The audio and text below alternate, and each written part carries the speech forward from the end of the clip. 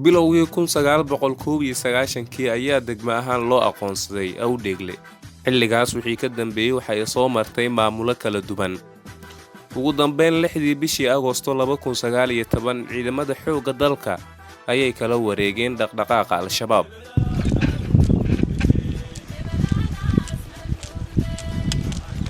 Muddo ku dhow 4 bilood oo ciidanka ay joogeen kadib waxaa qarax lagu dilay gudoomiyihii xilligaas ee degmada Maxamed Aweys Abuukar Madiirow. waxaan oo dhahaysay markaan qiyaaso 4 bilood taqriiban 4 bilood aan oo dhahaysay bisha 9aad dawaaqadeeda oo ninkaas dhintay qarax ku dhintay anigana waxa la soo magacaabay bisha 1aad muddo ka badan 4 bilood kadib digreeto ka soo baxday xafiiska wasiirka arrimaha gudaha dowladaha hoose iyo dib u heshiisiinta Koonfur Galbeed waxaa xilka gudoomiyaha degmada Awdheegle loogu magacaabay Cabdullaahi Cusmaan Abuukar 1991 ilaa iyo halkan dhowr aniga iga horeysay oo gudoomiyahay ay soo mareen kadib degmada Awdheegle waxa uu bilowday wadadii guusha iyadoona u da'ay roob dawladnimo degmada oo ay xilligaas daruufo kala duwan ka muuqdeen maamulka waxa uu diiradda saaray in degmada laga nadiifiyo qashinka iyo geedaha waaweyn ee ku baxay la soo magacaabay waxaan orda degmada bilooway ahayd wax markaas oo lagu shaqeyn karo ama hafiisyo amba markaas oo ah amba horumar kan arrimaha bulsho nooc waliba ha noqoto meel markaas oo la istaagi karo ma lahayn marka waxaan ka soo bilownay shaqo koowaad aan ka soo bilownay nadaafad ama geed jaris aan ka soo bilownay muhiimaddu waxay ahayd meeshaan degmo waaye waa degmo qadiimi ah marka nimankii nabadiidka ahaa ayaa waxaa ku sameeyey magaaladii geed oo ayaga markaas ay ku beerteen sidii oo meelihii oo hoodka ah ay ka dhigeen magaalnimo ay ka baxday marka waxaan ku soo celinay markaas oo geedo jaristooda nadaafadaas sida magaaladii oo la yaqaanay oo degmadii Awdheegle la yaqaanay inaan ku soo celino intaasi kadib waxaa loo gudbay in magaalada lagu baahiyo leerarka cadceedda ku shaqeeya oo xilligan magaalada ifinaya waxaan sameynay marka leerar oo cadceed ku shaqeeyo oo marka ula jeednay marka amnigii marka nadaafadii iyo markaan ka shaqeynay amni si loo helo hadana magaalada leerar cadceed ku shaqeeyaan maana ayaan ka hirgelinay marka waxay gaarayaan ilaa 120 xabo intaas kuma ekeen shaqada waxaa la bilaabay dhismooyin qurux badan oo magaalada laga hirgeliyay oo ay ku jiraan iskuulka degmada xarunta maamulka iyo saldhigga booliiska degmada waxaan ka soo bilownay iskuulkii oo markaas oo dayactir oo hoose laga soo bilaabay labo xaruntii maamulka uu ku shaqeyn lahaa xaruntii maamulka dawladda hoose uu ku shaqeyn lahaa marka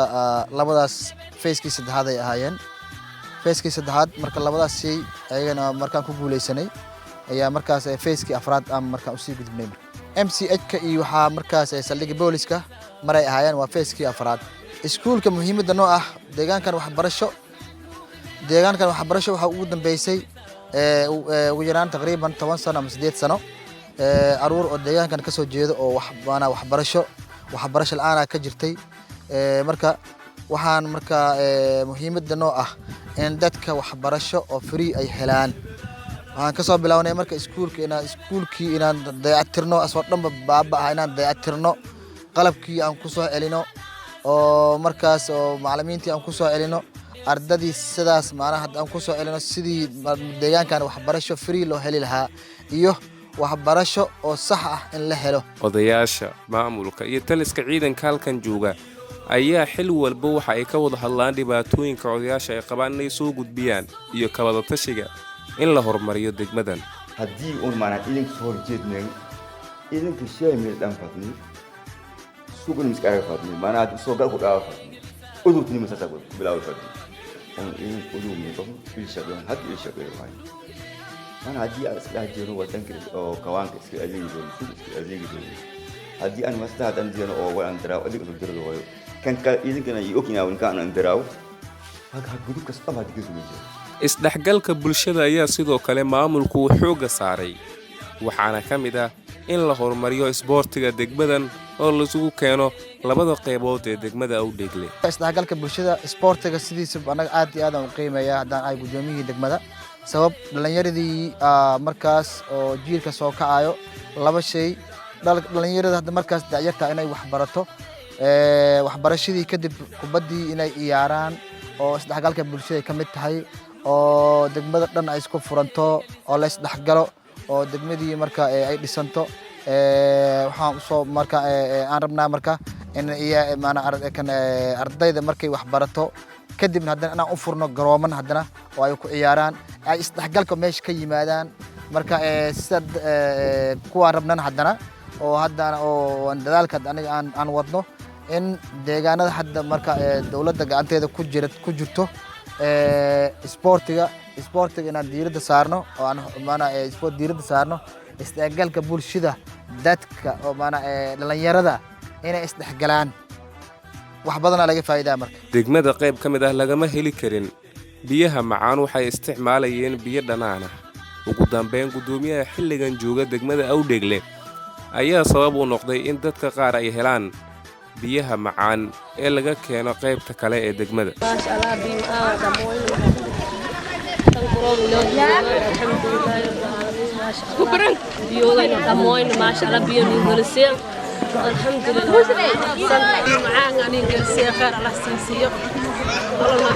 waxa u dhibaataysanayd horta biyana waa u yaallaa webiga maro